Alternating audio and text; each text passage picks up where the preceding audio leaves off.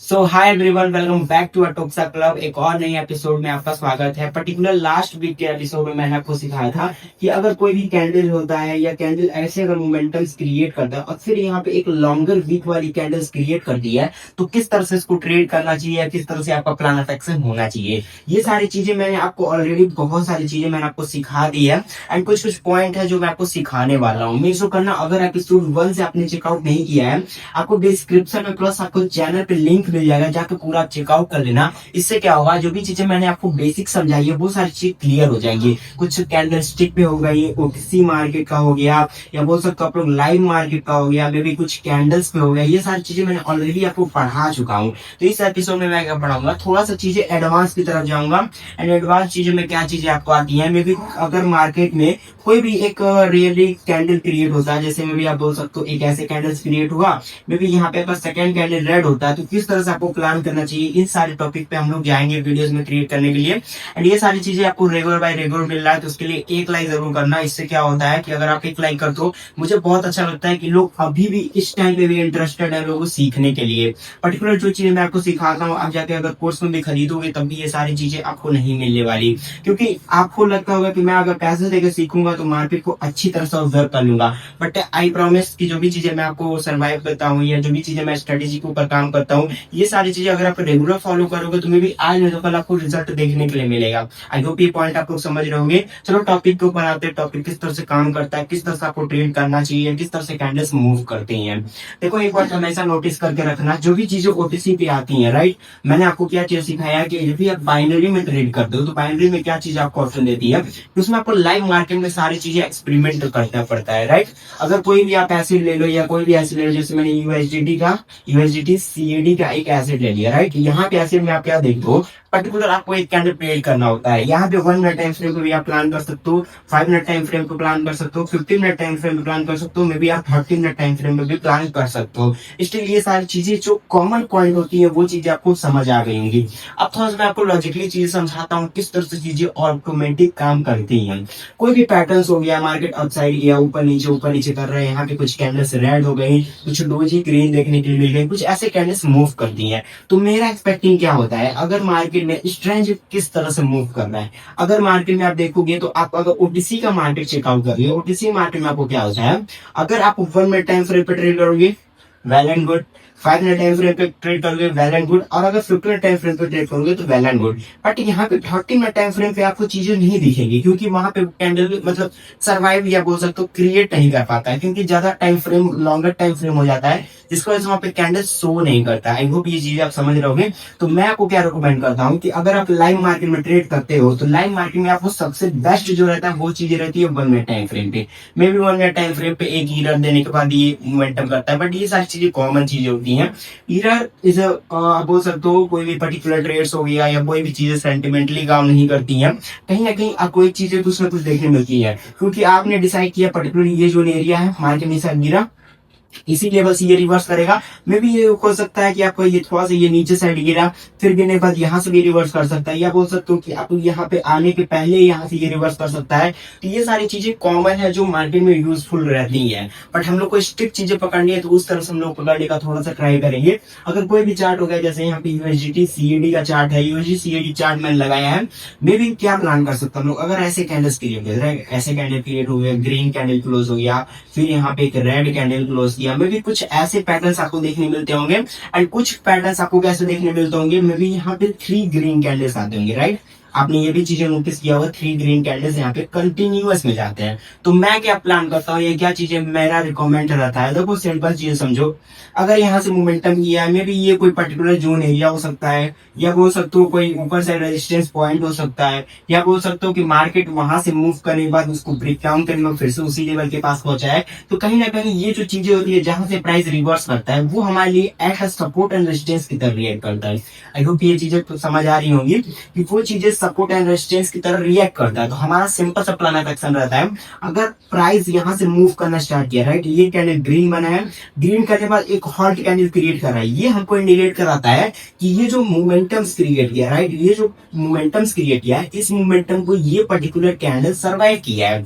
और सर्वाइव करने के बाद अगर फिर उसके नेक्स्ट कैंडल में भी उसी रेंज में मैं यहाँ पे ऊपर साइड खींचा, हॉल्ट किया, फिर नीचे साइड लाया, तो मे बी ये क्या इंडिकेट करता है कि यहाँ पे बायर्स एक्टिवेट थे, बायर्स ने पुशअप किया अपर साइड के लिए, एक कैंडल हॉल्ट किया बायर्स ने, बट जो नेक्स्ट कैंडल था वो सेलर के फेवर में आया। जनरली जब भी ऐसे कैंडल्स आते हैं तो आपने चीजें नोटिस किया होगा, कहीं ना कहीं यहाँ पे एक चीज हॉल्ट कैंडल क्रिएट करता है, मे बी इसको हॉल्ट करने के बाद फिर मे बी ये ऊपर साइड चला जाए या फिर इसके नीचे आ जाए, बट पर्टिकुलर सिमिलर रेंज की तरह किस तरह से मूव करता है। अगर पर्टिकुलर ये जो एरिया पे कैंडल्स क्रिएट किया है, मे बी जो इसका लोअर वीक रहता है, राइट, ये जो इसका लोअर वीक रहता है, lower wick at the support resistance react करता है।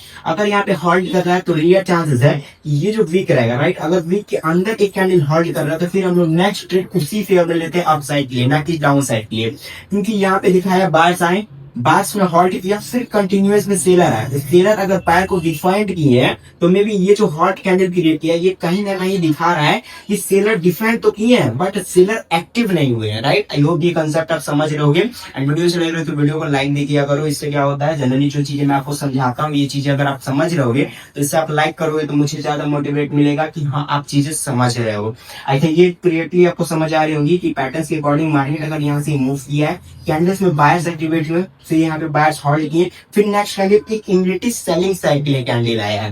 कैंडल आने के बाद ये जो हॉल्ट कैंडल क्रिएट किया, इससे क्या होता है यहाँ पे ना कि ये सेलर एक्टिवेट नहीं होंगे। सेलर कब एक्टिवेट होंगे, सेलर का यहाँ पे आपको दिख रहा है कि ये कैंडल सेलिंग है, बट सेलर एक्टिवेट तब होंगे जब ये प्रीवियस का लो रहेगा, राइट। ये जो लो पॉइंट है अगर इस लो के नीचे एक भी कैंडल क्लोज करती है तब वो कंटिन्यूअस फॉलिंग में जाती है। अदरवाइज चांसेस अगर वहां पे हॉल्ट करेगी तो लोग जनरली गलतियां क्या करते हैं कि अगर कुछ भी ऐसे पैटर्न क्रिएट कर रहा है, एक कैंडल हॉल्ट करने के बाद फिर से वो सेल कर देते हैं, बट मैं रेकमेंड नहीं करता। मे बी ये 50% के भी नीचे रहे या 75% के भी नीचे रहे तब भी ये कैंडल पे सेलिंग नहीं करना चाहिए। जनरली क्या होता है, यहाँ पे जब इसके नीचे क्लोज करता है, लोगों को दिख रहा है, यहाँ पे दिख रहा होगा एक बायर मोमेंटम आया, हॉल्ट किया, मार्केट सेलिंग आया, हॉल्ट किया, आपको दिख रही है चीजें सिमिलर देख रही होंगी।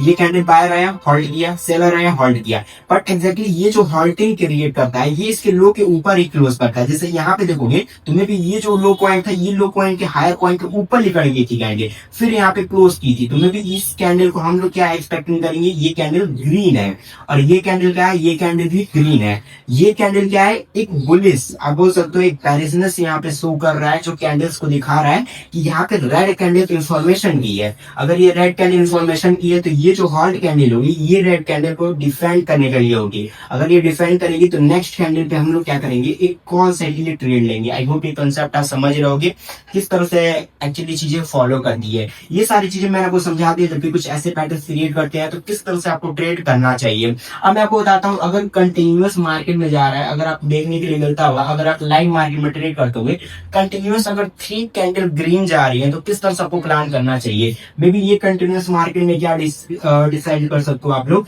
मेरा क्या रिकमेंड रहता है, मैं सिंपल सा प्लान करता हूँ, अगर कंटिन्यूअस में 3 कैंडल्स क्रिएट की है, राइट, यहाँ पे देखोगे 1 कैंडल, 2 कैंडल, 3 कैंडल, इसके हाई के ऊपर गया, एक बुलिशनेस कैंडल आया, इसके हाई को क्रॉस किया, एक बुलिशनेस कैंडल आया है, फिर इमीडिएटली एक ऐसे टाइम पे आ जाता है ना यहाँ पे कैंडल, अगर यहाँ पे कंटिन्यूअस अगर ऐसे कैंडल्स क्रिएट कर रही है, एक टाइम पे ऐसा आएगा जब ये ग्रीन कैंडल के बाद यहाँ पे आपको एक रेड कैंडल देखने मिलेगा। अब जनरली लोग प्लान क्या करते हैं, लोगों को लगता है कि सर ये मार्केट मोमेंटम में था, पॉजिटिव मूव में था, यहाँ पे एक कैंडल पॉज किया है, फिर यहाँ से ये कंटिन्यू जा सकता है, राइट। ये सारे लोग का कंसेप्ट रहता है, बट मैं यहाँ पे क्या प्लान करता हूँ, अगर ये ग्रीन कैंडल, ठीक है, अगर यहाँ पे ये जो ग्रीन कैंडल्स क्रिएट की है, फिर उसके बाद ये जो नेक्स्ट रेड कैंडल क्रिएट होगी, अगर इसके वीक के मे भी आप बोल सकते हो इसकी जो बॉडी होती है, राइट, ये जो बॉडी होती है, अगर बॉडी में गैप रहेगा, मे बी नेक्स्ट कैंडल कुछ इस तरह से अगर क्रिएट करता है, जैसे ऐसे क्रिएट किया, ये जो वीक था, वीक के पास क्या होता है, अगर इस वीक के नीचे आ जाता है, मे बी ये जो बॉडी थी इसके बॉडी के नीचे अगर वीक यहाँ पे क्लोज करता है, तो मैं क्या प्लान करता हूँ कि नेक्स्ट कैंडल एक अपसाइड ले लूंगा। बट अगर जनरली अगर ये डायरेक्टली अगर इसको क्लोज कर देगा, यहाँ पे इसके नीचे क्लोज कर देगा, तो फिर ये रेयर चांसेस है कि एक कैंडल यहाँ पे और डाउन आने के बाद फिर में भी ये रिवर्स करे। आई होप ये कंसेप्ट आप समझ रहे होगे। अगर ये पॉजिटिव अपसाइड जा रहा है, मे बी 3 कैंडल कंटिन्यूअस में ग्रीन बन रहा है, फिर एक कैंडल यहाँ पे हॉल्ट कर रहा है, तो मे बी अगर इसका विक के नीचे अगर आया था तो ये रियल चांसेस है कि एक कैंडल अपसाइड जाने के बाद फिर ये नीचे साइड आए, या अगर यहाँ पे डायरेक्टली अगर यहाँ पे ऐसे क्लोज कर देता है कैंडल्स, अगर एक वीक इससे नीचे आ जाता है तो फिर रेयर चांस है कि यहाँ पे एक रेड कैंडल आएगा, फिर रेड कैंडल के बाद एक यहाँ पे ग्रीन कैंडल्स इंफॉर्मेशन करता हुआ दिख सकता है। आई होप ये कंसेप्ट आपको क्लियर हो गया होगा किस तरह से प्लान ऑफ एक्शन करना चाहिए। देखो trading as a part of game, अगर ट्रेडिंग आप करना चाहते हो तो फिर आपको चीजें समझनी पड़ेगी।